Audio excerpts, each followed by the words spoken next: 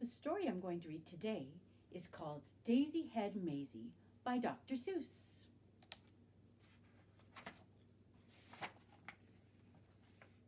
It's hard to believe such a thing could be true, and I hope such a thing never happens to you. But it happened, they say, to poor Mayzie McGrew, and it happened like this. She was sitting one day at her desk in her school in her usual way, when she felt a small twitch on top of her head. So Mayzie looked up, and she almost dropped dead.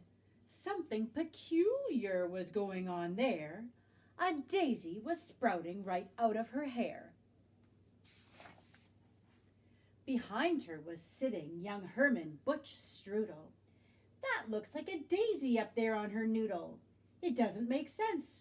Why, it couldn't be so. A noodle's no place for a daisy to grow. Then up spoke another boy, Einstein Van Tass, the brightest young man in the whole of the class. It's a very odd place to be sprouting a daisy, but nevertheless, one is growing on Mayzie. Hey, look it, cried Butch, right here in this room.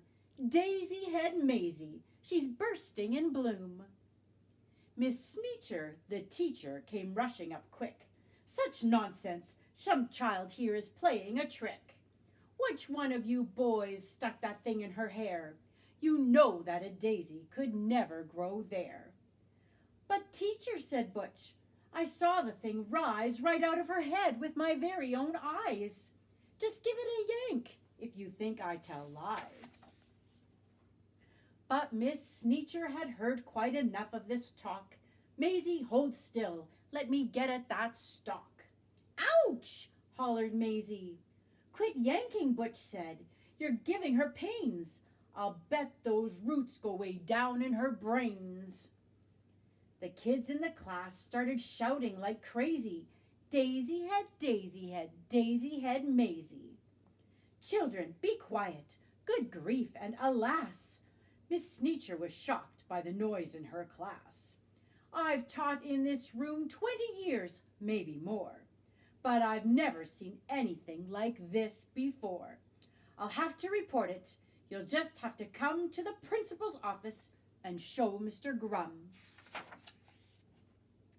Now the principal, good Mr. Gregory Grum, was a very wise man, just as smart as they come.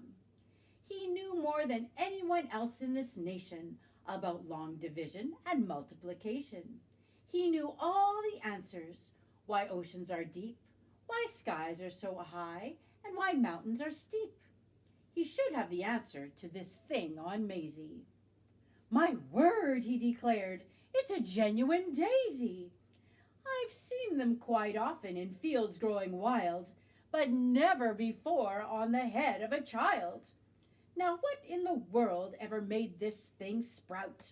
I have no idea, but I'm going to find out. It says daisies grow on the land. They grow between rocks. They grow also in sand. It mentions right here they can grow in a pot, but mention the head of a girl, it does not. Daisies, it says, sometimes grow in Alaska, also Missouri, Rhode Island, Nebraska. They grow in Japan and in Spain and Peru, in India, France, and in Idaho too. They grow in South Boston and also in Rome. But why should they grow on this little girl's dome? Say, look it, said Mayzie. It's wilting, it's drooping. How wonderful, Mayzie. It soon will be dead. You'll be rid of that daisy. In just a few minutes our troubles will pass, declared Mr. Grum. Take her back to the class. Then the principal saw a most terrible sight. The daisy was dying, and that was all right. But the daisy was part of poor Mayzie McGrew, and Mayzie was starting to wilt away too. Teacher, said Grum, you know what I think? They're both going to die. Hurry, bring them a drink. That daisy, that girl's the worst problem in town. You take her away and you make her lie down. You lock her up tight in that room down the hall. There are quite a few numbers that I've got to call. Get Maisie's parents to the end of the line. I need them here quickly while there's still time. On the phone, Maisie's mom asked, "What's all the fuss?" Then, "Goodness to Betsy, I'll catch the next bus." A call to the shoe store reached Mr. McGrew. He answered while holding a customer's shoe. "Yes, this one. Oh no, I really must go." "A doctor should see her," the principal said, "and an expert on plants like the one on her head." So he called Dr. Eisenbart, who said, "What a trick! My stethoscope is packed. I'll be there in a tick." "Wait, Doc," said his patient. "I'll come along too. My brother's a vet, and he knows this McGrew." When he heard, Finch the florist grabbed for his shears. "I'll be there just as soon as my truck shifts gears." Meanwhile, poor Mayzie lay down on a couch. The daisy slumped down on its leaves in a slouch. But the window was open because it was warm, and the sweet-smelling daisy attracted a swarm of bees. Bzzz! Bees, bees, bees! The faster she ran, the faster they flew. So Mayzie kept running. What else could she do? She attempted to hide behind Officer Thatcher, who cropped out his hat like a bumblebee catcher. The bees took his hat. Thatcher said, "I'm no fool," and ran after Mayzie back to the school. Principal Grum didn't know what to do. "It's worse," cried Miss Sneecher, "much worse than we feared. That Daisy and Mayzie have both disappeared." Behind her came charging Mr. McGrew, chased by a customer chasing his shoe. Finch the florist, Dr. Eisenbart too, Dr. Eisenbart's patient, and Mrs. McGrew. Then through the window with Officer Thatcher, who slammed the pane shut so the bees couldn't catch her, jumped Mayzie McGrew. To the floor in a splatter with the daisy still there, except taller and fatter. "My poor little daughter, the daisy, it's true. I'm going to faint," said Mrs. McGrew. "Tut, tut," said the florist. "There's no need for tears. Just because there's a daisy between her two ears, I'll snip it right off with my sharp pruning shears. She's my patient, don't touch her. You must stand apart. We have to have room," said Dr. Eisenbart. "I think that Mayzie and her plant could help me get a research grant." Then the door opened wide, and the mayor stepped inside. At meetings and greetings there was none to compare. He was best at long speeches, chock full of hot air. "I promise my friends that if I'm re-elected, the daisy on Mayzie will be disconnected. The law of our fathers is simple and sound. Daisies belong and should stay in the ground. The rest are illegal. We'll bar them from town."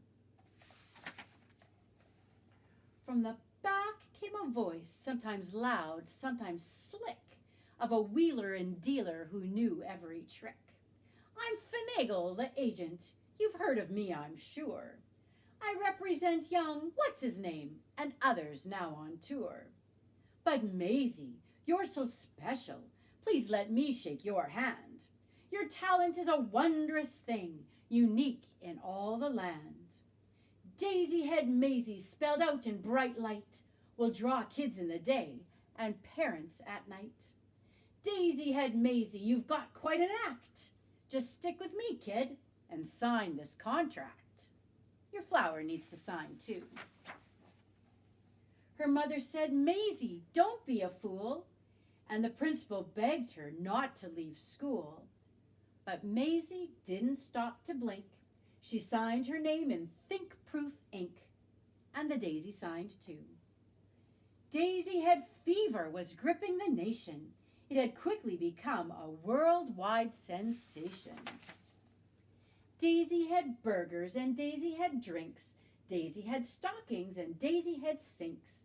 Daisy had buttons and Daisy had bows. Mayzie was famous, the star of her shows. Fame had knocked on Maisie's door. Now she had it all and more. Piles of money stacked in tens. But what is money without friends? A dream had led her far astray. That was the price she had to pay. Mayzie McGrew ran night and day, nowhere to go, nowhere to stay, because she was sure that everyone must have written her off in total disgust. Over and over again in her head, these are the words that poor Mayzie said. I can never go home. Nobody loves me. Nobody loves me. Nobody loves me. Nobody loved her? Poor Mayzie McGrew. It's hard to believe such a thing could be true. And maybe that's why then this Daisy above, when Mayzie below began thinking of love, well, you know about daisies. When love is in doubt, the job of a daisy is to try and find out. They love her not. They love her not. Don't worry, Mayzie, they love you. Well, that's how it all happened. The thing went away, and Mayzie McGrew is quite happy today, back at her studies and doing just great in all of her subjects in room number 8. And concerning that daisy, you know that it never grew out of the top of her head again, ever. Well, it practically never popped up there again, excepting occasionally, just now and then. And after all, I'm getting used to it.